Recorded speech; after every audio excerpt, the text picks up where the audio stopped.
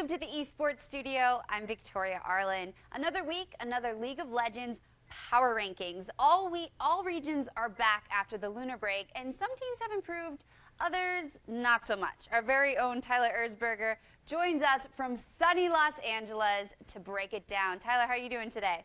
I'm doing great. How are you? I'm doing fantastic, thank you. Let's start with the number 5, Invictus Gaming, and talk to me about their superstar rookie.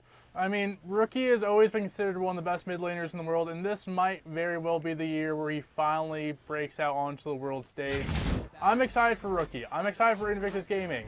Last year at the World Championships, when all the Chinese teams were helping the World Championship LPL Chinese teams practice and prepare, IG was apparently destroying everyone with this lineup. IG was waiting for their AD carry prodigy Jackie Love to come of age, and now that he's finally in the line, the team is firing on all cylinders. IG could be the team to beat in the LPL as the weeks go on. Now let's talk about number 4, EDG. This is the first time we've seen them in 3 weeks. What were your thoughts on their play?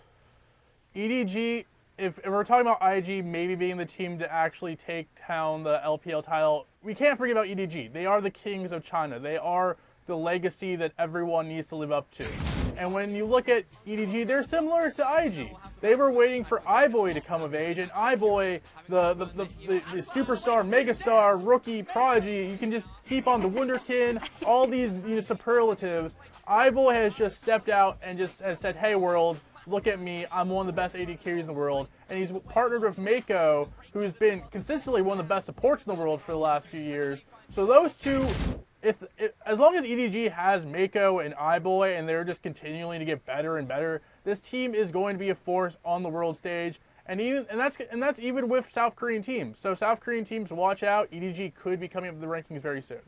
Now let's go on to number 3, one of the coolest team names, I think, the Africa Freaks. The lunar break was not too kind to them. They looked a bit uncoordinated. What were your thoughts, Tyler?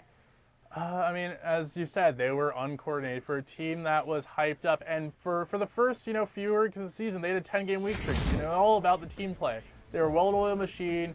From 1 to 5, they were playing well together, and then coming out of the vacation, they just looked like they didn't practice for a few weeks. And while it's not the first team to have a lackadaisical return from a vacation, and it won't be the last, it's a little bit cause of concern because this team hasn't really done much as a unit. And while Keen's a new top laner on the team, the core of the team is the same from last year, and they didn't actually do that much when it came to the playoffs. So a little bit cause of concern, but for right now, 3 is a good place. But if they continue on this uncoordinated state, they'll be dropping down the rankings like a rock. Let's talk about the number 2, KT Rolster. Now, it is argued that they could have been in the number 1 spot. What held them back from that? I'm not going to get betrayed by you, KT Rolster. I know your deal. If I put you number 1 this week, I know that next week you're going to lose all your games because that's how this team rolls. Ever since they came together last year as this mega super all-star team that can't be beat, they would always entice you. They would always have this incredible win, and then they would lose to SKT, or they would lose to a lower ranked team. And this team finally looks like they have it together. They look like they're finally the team that everyone expected them to be. But I just know if I put them at number 1, I know that they're going to betray me, and I'm going to look silly putting them at number 1. So right now, number 2 seems like a good place. They're good enough to be number 1. I'm not saying KT Rolster isn't an amazing team, but I'm watching you, KT. You're not going to get me this week. Maybe next. All right, no backstabbing here. Let's talk about the number 1 seed, Kingzone Dragon X. It was a bit of a shaky week for the best team in the world. Yes, it was, and it's a lot because of their top laner, Khan. He had to sit out 2 games last week because of illness. He had breathing issues and had to sit out 2 games.